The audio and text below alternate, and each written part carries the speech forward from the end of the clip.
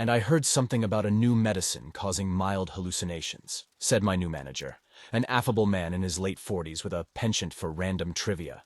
His office, cluttered with years of corporate memorabilia, felt strangely comforting, a stark contrast to the sterile cubicles outside. I quickly snapped out of my daydreaming to mutter, "Oh, really? I just started on antibiotics on Tuesday." My voice sounded distant in my ears, as if I were speaking through a long, echoing tunnel. I attributed it to the nerves of the first day. He chuckled, dismissing the conversation with a wave of his hand. "Oh, well, let's hope it's not the same thing." He winked, a gesture meant to put me at ease. But instead, it planted a seed of unease that took root in the back of my mind. The rest of the morning passed in a blur of introductions and orientation sessions. My colleagues seemed friendly, the work interesting enough, and the office itself, a towering edifice of glass and steel, buzzed with the energy of unbridled corporate ambition. Yet, beneath the surface pleasantries and the hum of productivity, something felt off. It was as if the building itself harbored a secret, whispered in the rustling of papers and the click-clack of keyboards. Lunchtime arrived like a thief, stealing me away from my thoughts and into the communal break room. "I just started on antibiotics on Tuesday," I found myself repeating in my head, a mantra that offered no comfort. As the day wore on, the edges of reality seemed to fray ever so slightly, like fabric worn thin. The occasional glance from a colleague appeared laden with unspoken secrets. The shadows in the corners of the office seemed to dance, and the ambient noises of the office twisted into whispered voices calling my name. I shook my head, trying to dispel the growing fog of dread. "It's just the stress of the first day," I told myself, desperate to believe it.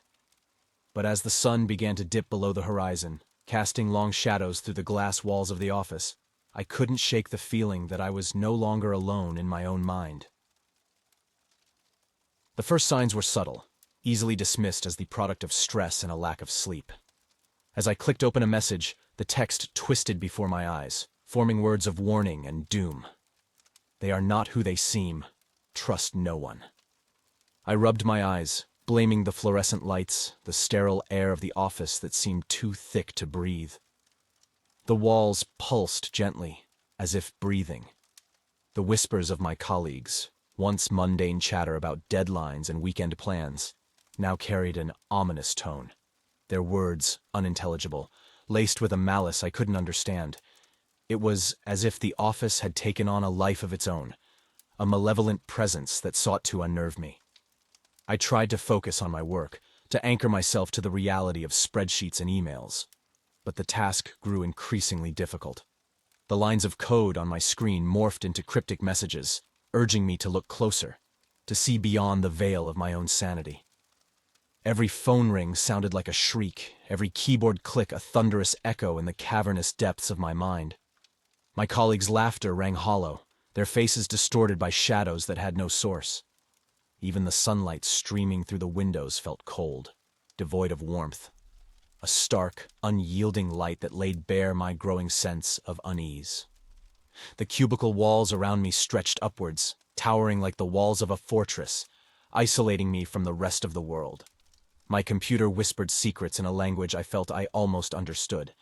A siren's song that promised answers yet led only to madness.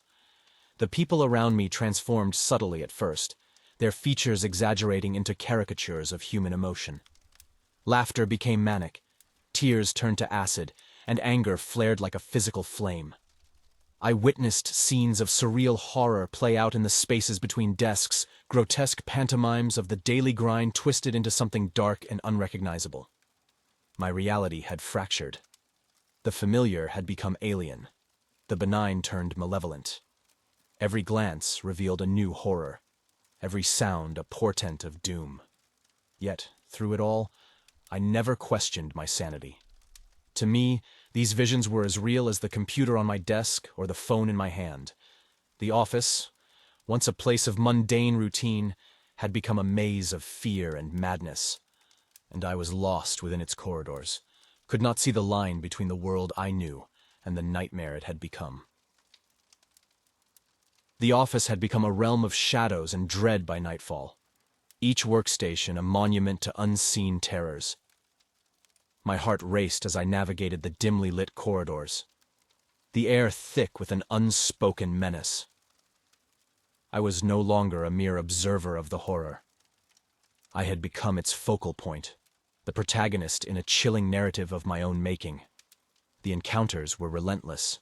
Figures shrouded in darkness lunged from hidden recesses, their faces obscured, intentions unknown, but felt deeply in the marrow of my bones. I fought with the desperation of the damned, each confrontation leaving me more isolated, more consumed by the battle for my sanity. Yet, as the night waned, a profound exhaustion took hold. Not just of the body, but of the soul. In the quiet moments between assaults, doubt began to seep through the cracks in my resolve. The office now seemed a grotesque charade, the stage for a macabre performance in which I was both actor and audience. The veil began to lift, the shadows receded, not banished but dimming, their malevolent presence fading with each labored breath. The figures that had haunted me merged back into the innocuous shapes of office furniture, the sinister whispers dissolving into the ambient sounds of a building at rest. As dawn approached, the last vestiges of my nightmare ebbed away, leaving me standing amidst the wreckage of my own making.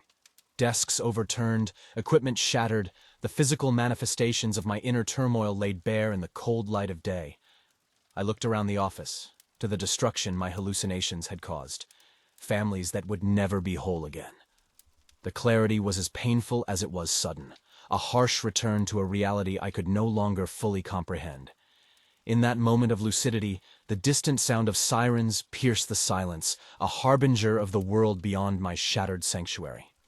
I stumbled towards the lobby, each step a monumental effort, the weight of my actions, a night's worth of madness, bearing down upon me. It was there, in the threshold between my personal hell and the world outside, that I heard it. The muffled but unmistakable sound of a news report drifting from the security guard's abandoned post, the flickering screen painting shadows on the walls. An incident in a downtown building has led to a massive police response. Details are still emerging, but early reports indicate a possible situation involving an individual that has gone mad and is... The report was cut off. Overwhelmed by the more immediate command blaring from a bullhorn outside, the voice of authority piercing the remnants of my delirium. "This is the police. The building is surrounded. Come out with your hands raised." The words, meant for me, marked the end of my descent, the final acknowledgement of the reality I had forsaken.